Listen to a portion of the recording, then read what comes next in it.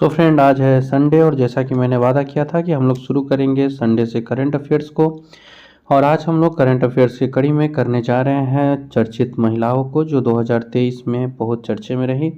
पिछले 6 महीने अर्थात जनवरी से लेकर के जुलाई तक वो महिलाएं जो करंट में चर्चे में रही है वो प्रश्न हम लोग करेंगे और सोल्व करेंगे इस पे आधारित एमसीक्यू प्रश्न को। अगर आप भी कर रहे हैं बीपीएससी 69वीं की तैयारी या इस तरह के किसी एग्जाम्स की तैयारी कर रहे हैं तो आप चैनल को कर लीजिए सब्सक्राइब और जुड़ जाइए हमसे। स्टार्ट करते हैं हम। पहला क्वेश्चन, भारतीय ओलंपिक संघ की पहली महिला अध्यक्ष कौन थी? तो ये थी पीटी उषा। हम लोग जानते हैं इनको। ये धाविका थी, इन्हें उड़न पड़ी के नाम से भी जाना जाता है। पीटी उषा भारतीय ओलंपिक संघ की पहली महिला अध्यक्ष बनी है और राष्ट्रीय ओलंपिक संघ की भी प्रमुख बनने वाली पहली महिला है। भारतीय ओलंपिक संघ के बारे में जाने तो इसकी स्थापना 1927 में हुई थी और जो प्रथम अध्यक्ष थे वो थे दोराबजी टाटा। पीटी उषा के बारे में जाने तो ये केरल राज्य से आती है। इन्हें गोल्डन गर्ल और पायोली एक्सप्रेस के नाम से भी जाना जाता है। अब आते हैं हम लोग अपने नेक्स्ट क्वेश्चन पे जो क्वेश्चन नंबर दूसरा है और इसमें हम लोग देखेंगे अगले एक महिला को। Global Indian icon of the year award किस भारतीय खिलाड़ी को प्रदान किया गया? Which Indian player has given the global Indian icon of the year award? So it is Mary Kom, option number B. अब जान लेते हैं कुछ महत्वपूर्ण फैक्ट्स मैरी कॉम के बारे में। सो मैरी कॉम को कौन नहीं जानता है। मैरी कॉम भारत के लिए मुक्केबाजी में भारत का नाम ऊंचा करती रही है। इनका जन्म 1983 मणिपुर में हुआ। इन्हें राजीव गांधी खेल रत्न अवार्ड 2009, अर्जुन अवार्ड 2003 और पद्मश्री अवार्ड 2006 मिल चुका है। आते हैं अपने अगले क्वेश्चन पे। सियाचिन में तैनात होने वाली पहली महिला अधिकारी कौन है? कर्नल गीता राणा, कैप्टन शिवा चौहान, सालिजा धामी या सुरभि जखमोला? सो फ्रेंड्स, ये जो हमारा कोर्स है यहाँ तक पहुँचने के लिए आपको ऐप को डाउनलोड करना होगा जिसका लिंक डिस्क्रिप्शन में है। इस प्रश्न का सही उत्तर है कैप्टन शिवा चौहान। और इनके बारे में जाने तो ये दुनिया के सबसे ऊंचे युद्ध क्षेत्र अर्थात सियाचिन में कठिन प्रशिक्षण पूरा करने के बाद कुमार पोस्ट में ऑपरेशनल रूप से तैनात होने वाली पहली महिला अधिकारी बन गई हैं। सो सियाचिन में तैनात होने वाली ये पहली महिला है, अधिकारी है। तो अब सियाचिन रहा है चर्चे में। अगर इनको आप मैप में देखेंगे तो ये सियाचिन ग्लेशियर आपको मार्क करके दिखाया जा रहा है। ऑक्साई चीन और गिलगित बल्तिस्तान लद्दाख इनके बीच में स्थित है ये।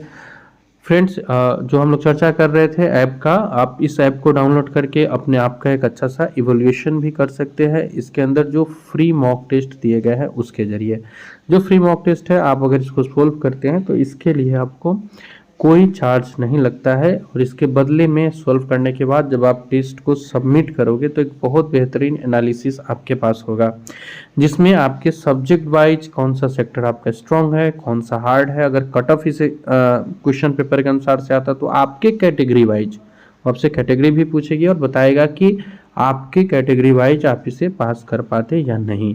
सो बहुत इंपॉर्टेंट ऐप है ये, इसको कर लीजिए डाउनलोड। आते हम लोग अपने अगले क्वेश्चन पे जो है CA भवानी देवी का संबंध किस खेल से है? भवानी देवी बहुत चर्चित नाम रही, ये याद रखिएगा, तलवारबाजी से जुड़ी हुई है भवानी देवी।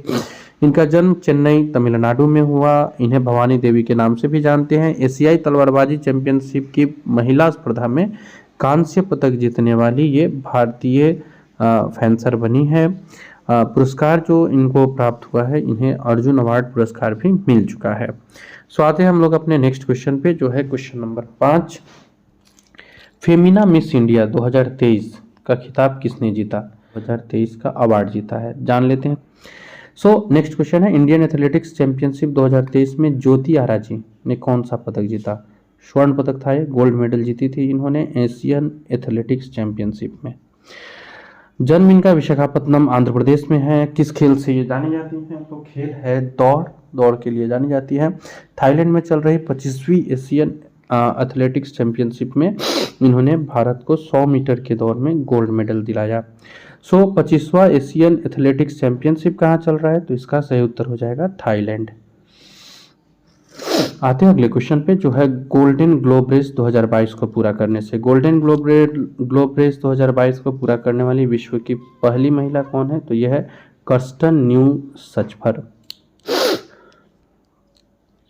ये तस्वीर में आप इनको देख पा रहे हैं, खर्स्टन न्यूज़पर को दुनिया भर में इकलौती नॉन स्टॉप नॉर्वे की रेस है ये, और दुनिया का सबसे कठिन और खतरनाक होता है ये गोल्डन ग्लोब रेस, जो 2022 में दक्षिण अफ्रीका के नाविक कर्स्टन न्यूज़पर पहले स्थान पर रही हैं इसको जीतकर, जबकि भारतीय नौसेना के एक पूर्व कमांडर थे जो इनको जीता इस पदक को प्राप्त किया था। अब अगला क्वेश्चन है, माना पटेल का संबंध किस खेल से है? तो इनका भी संबंध तैराकी अर्थात स्विमिंग से है। माना पटेल, ये भी आपको पिक्चर में दिख रही होंगी, इनका जन्म अहमदाबाद गुजरात से है। भारत की जल परी के नाम से ये प्रसिद्ध हो गई हैं माना पटेल, और माना को यूनिवर्सलिटी कोटा से टोक्यो ओलंपिक में खेलने का मौका मिलेगा। ये क्वेश्चन नंबर 8। आते हैं अपने अगले क्वेश्चन पे, क्वेश्चन नंबर 9 पे।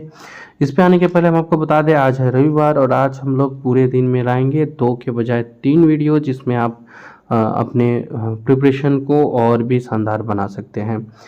आज पूरे दिन हम आपके लिए लाते रहेंगे लगातार थोड़े थोड़े इंटरवल पे 3 महत्वपूर्ण वीडियो, तो आप इसे देखना मिस ना करें। Question number 9, all India football federation द्वारा जो AIFF women player of the year का पुरस्कार मिला है, यह मनीषा कल्याण को दिया गया है। मनीषा कल्याण का जन्मस्थल है होशियारपुर, पंजाब, और ये एक भारतीय पेशेवर फुटबॉलर है। भारत की महिला राष्ट्रीय फुटबॉल टीम के लिए फॉरवर्ड के रूप में खेली हुई हैं। क्वेश्चन नंबर 10 है, WTT अर्थात वर्ल्ड जो हमारा जो टेबल टेनिस टूर्नामेंट होता है, WTT कंटेंडर्स टूर्नामेंट महिला डबल्स कैटेगरी को किसने जीता है? तो यह है सुतीर्थो मुखर्जी और अहिका मुखर्जी। ये तो बहुत चर्चे में रहा, बहुत न्यूज में था। तो WTT टेबल टेनिस टूर्नामेंट को जीती सुतीर्थ मुखर्जी और अहिका मुखर्जी ने। इन्होंने जापानी जोड़ी को हरा करके इस खिताब को जीता है। अंजलि शर्मा का संबंध किस चीज से है? नृत्य, खेल, साहित्य, पर्वतारोही। तो ये अंजलि शर्मा रही है बहुत चर्चे में, इनका संबंध रहा है पर्वतारोही से।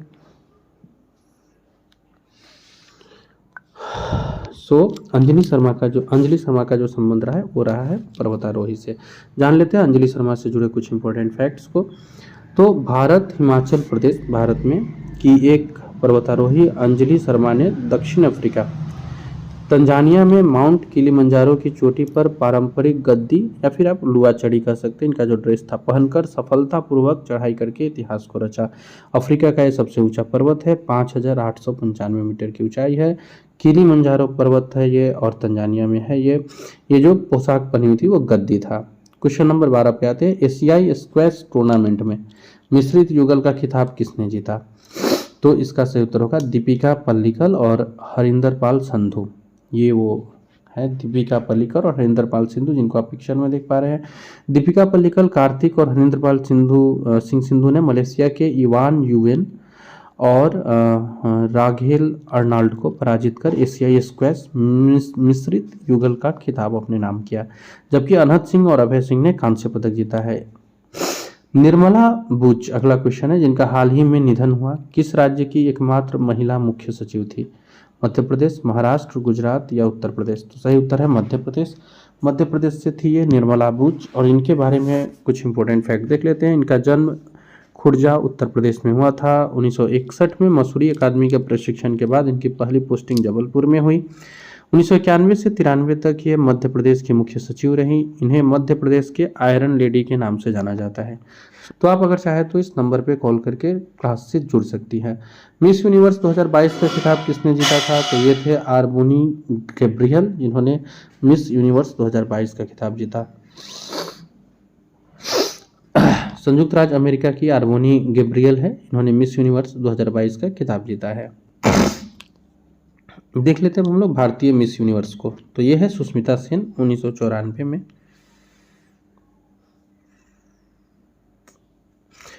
लारा दत्ता मिस यूनिवर्स रही 2000 में, और मिस इंटर कॉन्टिनेंटल 1997 में।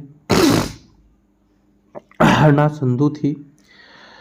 आते अपने अगले क्वेश्चन पे, जो है क्वेश्चन नंबर 15। प्रधानमंत्री की आर्थिक सलाहकार परिषद की सदस्य के रूप में किस महिला को नियुक्त किया गया है? तो ये समीका रवि है। यहाँ तस्वीर आप देख पा रहे होंगे समीका रवि की प्रधानमंत्री की आर्थिक सलाहकार परिषद के सदस्य के रूप में जुड़ी हुई हैं। इनकी अभी हाल ही में नियुक्ति हुई है। अब आते हैं हम लोग अपने नेक्स्ट क्वेश्चन पे। सीमा सशस्त्र बल की दूसरी महिला महानिदेशक के रूप में किससे नियुक्त किया गया है? ये हाल ही में नियुक्त हुई हैं रश्मि शुक्ला है इसका सही उत्तर। सीमा सशस्त्र बल की दूसरी महिला महानिदेशक है ये।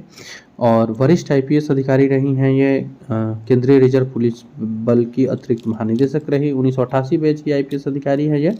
महाराष्ट्र खुफिया विभाग की पूर्व प्रमुख रह चुकी है और इन्हें सराहनीय सेवा के लिए प्रेसिडेंट पुलिस मेडल से भी सम्मानित किया गया है। नेक्स्ट क्वेश्चन पे हम लोग आते हैं अपने अगले क्वेश्चन पे, क्वेश्चन नंबर 17 पे।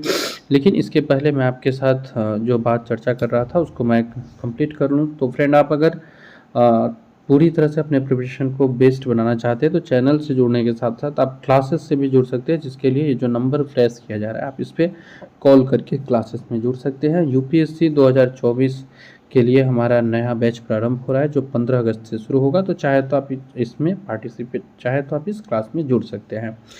चंद्रमा की परिक्रमा करने वाले पहली महिला के रूप में किसे घोषित किया गया?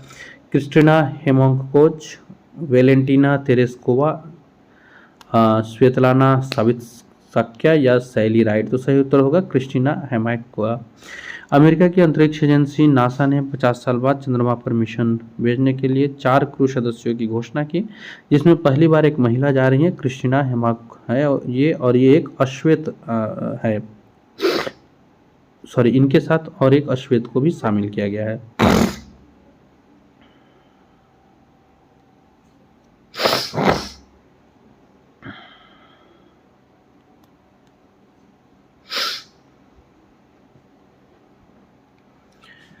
एशिया की पहली महिला रेल पायलट कौन है?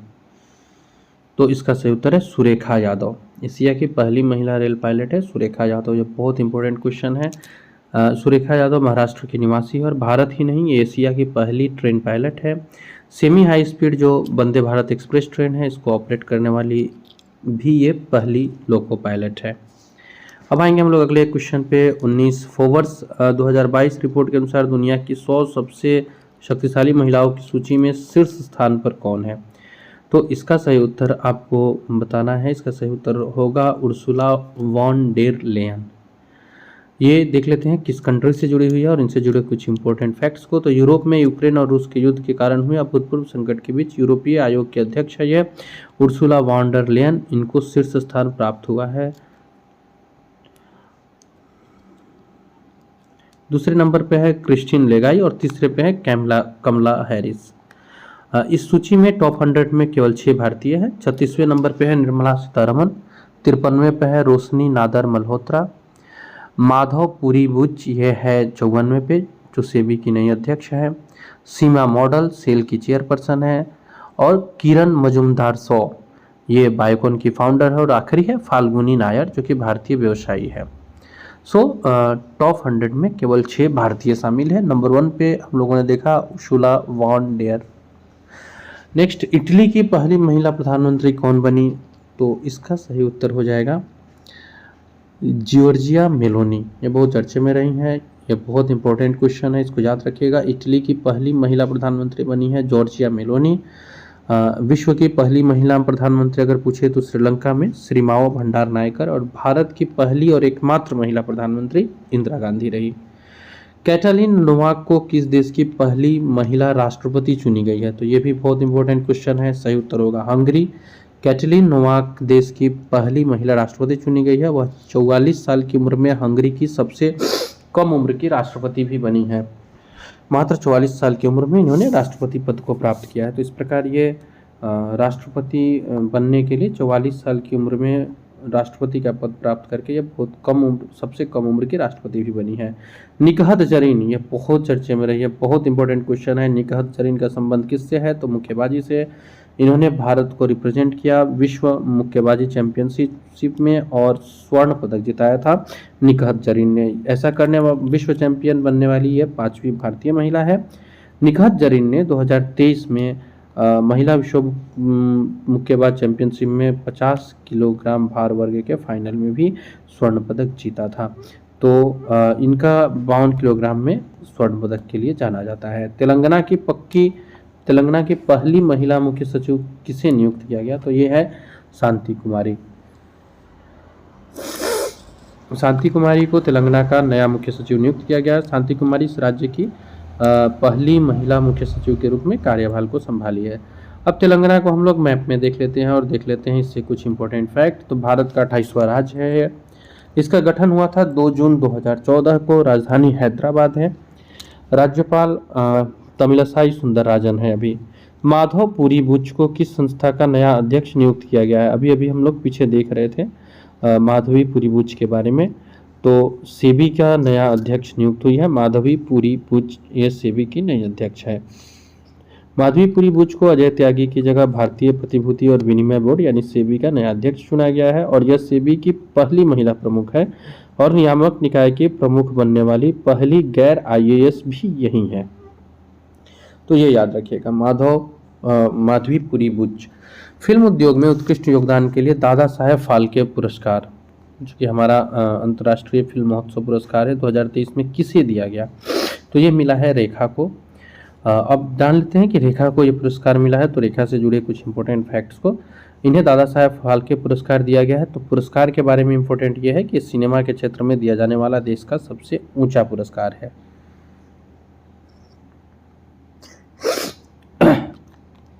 2023 में ये मिला है रेखा को। Question number 26, tennis federation of India की पहली महिला अध्यक्ष कौन चुनी गई है? तो यह है मेघना Ahlawat. Tennis federation of India की पहली महिला अध्यक्ष चुनी गई है मेघना अहलावत। इनको ये पहली महिला प्रेसिडेंट है। 2022 के लिए किस भारतीय को UNEP के चैंपियंस ऑफ द अर्थ पुरस्कार से सम्मानित किया गया? पूर्णिमा देवी वर्मन इसका सही उत्तर होगा। पूर्णिमा देवी वर्मन को UNEP के चैंपियंस ऑफ द अर्थ पुरस्कार से सम्मानित किया गया है। पूर्णिमा को पारिस्थितिकी तंत्र के क्षरण को रोकने और पर्यावरण संरक्षण की दिशा में उल्लेखनीय कार्यों के लिए चैंपियंस ऑफ द अर्थ पुरस्कार से सम्मानित किया गया है। सो बढ़ते हम लोग अपने नेक्स्ट क्वेश्चन पे, और अगले क्वेश्चन पे हम लोग करते हैं चर्चा महिलाओं से जुड़े कुछ इंपॉर्टेंट फैक्ट्स को लेकर। आज हम लोग करंट अफेयर्स की कड़ी को किए हैं प्रारंभ, और पहला कड़ी हम कर रहे हैं महिलाओं से जुड़े जो करंट में चर्चा में रही। सरस्वती सम्मान 2022 किसे दिया गया है? तो ये शिव शंकरी है जिन्हें सरस्वती सम्मान 2022 दिया गया है। तमिल लेखिका है ये। सूर्य वामसम के लिए सरस्वती सम्मान दिया गया है इनको, सरस्वती सम्मान 2021 के लिए। UN में भारत की पहली महिला राजदूत कौन नियुक्त हुई हैं? तो इसका सही उत्तर हो जाएगा रुधिरा कंबोज, जो UN में भारत की पहली महिला राजदूत नियुक्त हुई हैं। यह भी चर्चे में भी थी। 1987 बैच की भारतीय विदेश सेवा अधिकारी है और भूटान में भारत की राजदूत तथा दक्षिण अफ्रीका में भारत की उच्चायुक्त के रूप में सेवाएं दे चुकी हैं। आते हैं अपने अगले क्वेश्चन पे। क्वेश्चन नंबर 30, किस भारतीय महिला हॉकी खिलाड़ी को लगातार दूसरे वर्ष FIH महिला गोलकीपर ऑफ द ईयर चुना गया है? सो ये है सविता पुनिया, जिनको FIH महिला गोलकीपर ऑफ द ईयर चुना गया है। भारत की सविता पुनिया और PR श्रेयस को बुधवार को अंतर्राष्ट्रीय हॉकी महासंघ द्वारा FIH का अध्यक्ष चुना गया। होंडुरास की पहली महिला राष्ट्रपति के रूप में शपथ ली है। यह है सियोमारो कास्त्रो। होंडुरास में freedom and re foundation party की सदस्य है ये, और ये देश की पहली महिला राष्ट्रपति के रूप में चुनी गई हैं। आते हैं अपने अगले क्वेश्चन पे। क्वेश्चन नंबर 32, यूनेस्को शांति पुरस्कार 2022 किसे प्रदान किया गया है? तो इसका सही उत्तर हो जाएगा एंजेला मर्केल को यूनेस्को का शांति पुरस्कार दिया गया है। बहुत इंपॉर्टेंट क्वेश्चन है ये। एंजेला मर्केल को दिया गया है शांति पुरस्कार 2022 के लिए। इसकी स्थापना हुई थी 1989 में पूर्व जर्मन चांसलर एंजेला मर्केल के याद में। फीफा द्वारा 2022 बैलन डी ओर पुरस्कार किस खिलाड़ी को दिया गया? तो यह है एलेक्सिया पुटेलस को दिया गया है। बार्सिलोना की है ये, और रियल मैड्रिड के करीम बेंजेमा ने मेंस बैलोन DR 2022 का अवार्ड दिया। CBSE के नए अध्यक्ष के रूप में कौन नियुक्त किए गए हैं? तो इनको हम लोग देखते हैं अपने अगले स्लाइड्स पे। ये जो बार्सिलोना की एलेक्सिया पुटेलस है, निधि चिबर को CBSE के नए अध्यक्ष के रूप में चुना गया है। CBSE की स्थापना 1929 में हुई थी, ये याद रखिएगा। आते हैं अपने अगले क्वेश्चन 35 नंबर पे। वैज्ञानिक व औद्योगिक अनुसंधान परिषद की पहली महिला निदेशक कौन है? तो ये है नल्लाथम्बी कलाईसेल्वी। CISR जो है देश भर के 38 अनुसंधान संस्थानों का एक संघ है। इसकी स्थापना 1942 में हुई थी। अब हम लोग आते हैं अपने इस जो हम लोगों ने अभी तक जो क्वेश्चंस किया है महिला से रिलेटेड, इसकी इस कड़ी की समाप्ति की तरफ। आज के लिए फ्रेंड यही है, हम लोग बहुत जल्द मिलते हैं फिर अगली इम्पोर्टेंट वीडियो। कोई भी सपना साकार करने के लिए सबसे जरूरी है सही कोच का होना। चुनिए ब्रिज सिविल सर्विस क्लासेस को और करें अपने सिविल सर्विस एग्जाम्स का सपना साकार। Download the app now.